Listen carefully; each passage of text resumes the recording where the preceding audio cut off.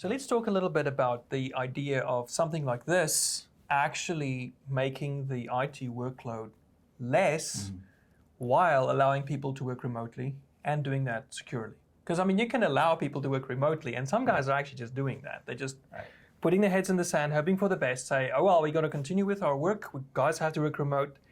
Oh, there's no way to secure this. Well, let's just go ahead and storm forward and hope for the best, right? That's not going to last very long, I don't think. So how can a setup like this actually make the IT workload less? Yeah, that's a good question. And we talked to a number of IT managers that have teams, and what they're looking for if they're going to look for a change inside how the work from home environment is managed. And three things came consistently out of those IT managers' concerns.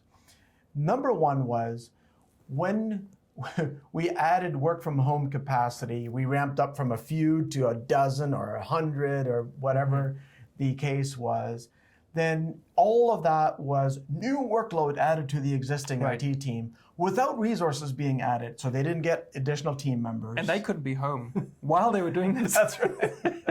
So that's why you haven't heard as much from IT people over COVID-19 because they're so busy. They're working every minute that they're awake, helping other people work from home, helping them with connectivity issues, setting up their VPN. Oh, and now their computer has a virus, has malware, has pop-ups, and those things are still very real. Even though we dealt with pop-ups 20 years ago, we're still dealing with them to now on infected systems. So their number one concern was the added workload by supporting people to work from home. Okay. That was the number one concern. The number two concern was around when you allow people to work from home, it broadens their security attack surface. Right. Now it's not just the work computer they have to worry about. Now they have to worry about what's the home computer already infected with that they're making a VPN connection in, right? So that's the second major concern. And then they're on that same network. Okay, That's right. So now suddenly you're unsecured Wi-Fi, or danger of being on unsecured Wi-Fi. And what else is on that network that's already been infected? Okay, where in the past you can at least to some extent control what's on your local network in a commercial environment. Suddenly, boom, you're in this infected, out of control. Whatever's at home now is in the company as well, right? That's right. Yeah. And then the final concern, number three, is around the VPN transit capacity of a typical small business.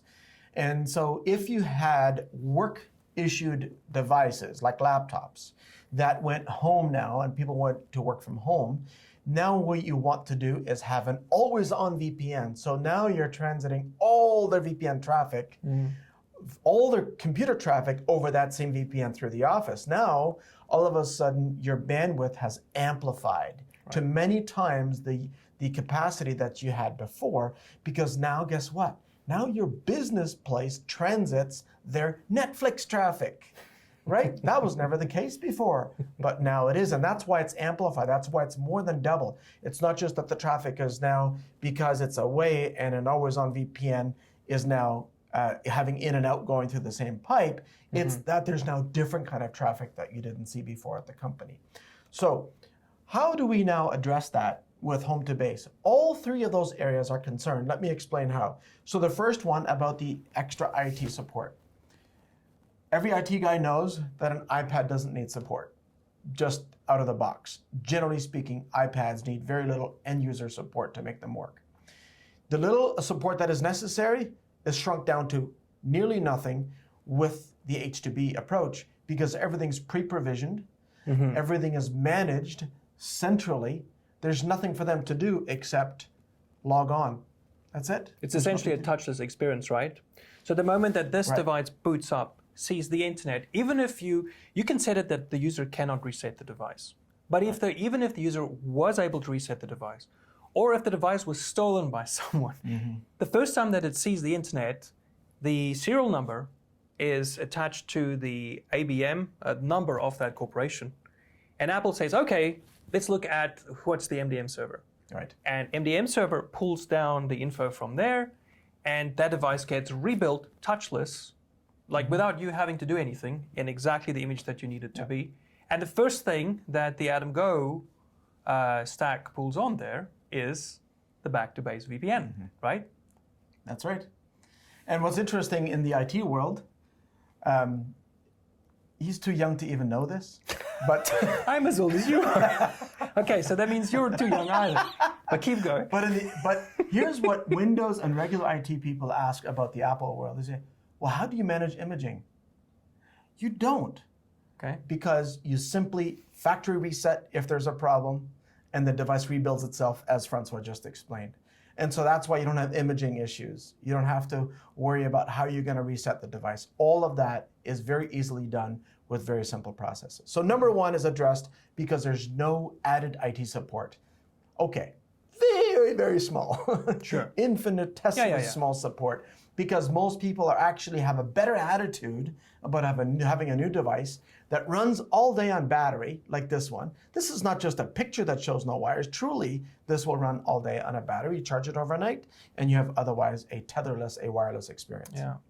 So number one issue is met around support overhead. Number two is around the security side, right? Your CISO, your security posture of the company says we have to have compliance.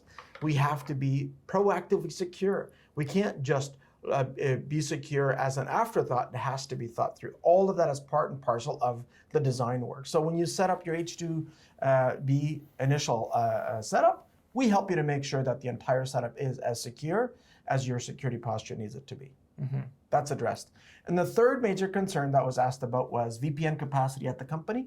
And now you've got the VPN capacity that's way beyond what you imagine possible, because this device reaches out to the cloud for its exit, so it has an always-on VPN to a cloud exit point, and the cloud exit point has a site-to-site VPN to your base.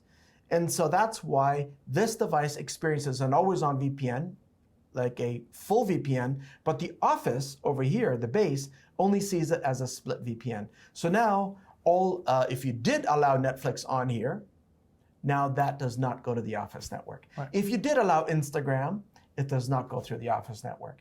If you did allow email, that's personal, now it does not go through the Office network.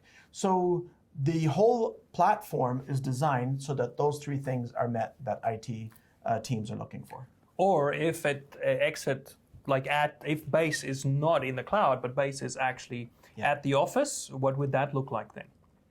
If the base is at the office, then you still have full control. Let's say, for example, you would say, yes, I do care about my team's morale, and having YouTube, Netflix, whatever available in the evening is okay. No problem. Now you can turn it on a scheduled basis. Right. Okay. Right? Of course. So we can schedule it. And the other thing I think is important to keep in mind is that you have layer 2 visibility from a connectivity point of view, not just from an NDM point of view. I mean, that's super powerful to have that to begin with, but from a connectivity point of view. So you could say, this device can go here, but that device cannot go there, and this group of devices can be on an adaptive, automatic AI whitelist, and these ones are not.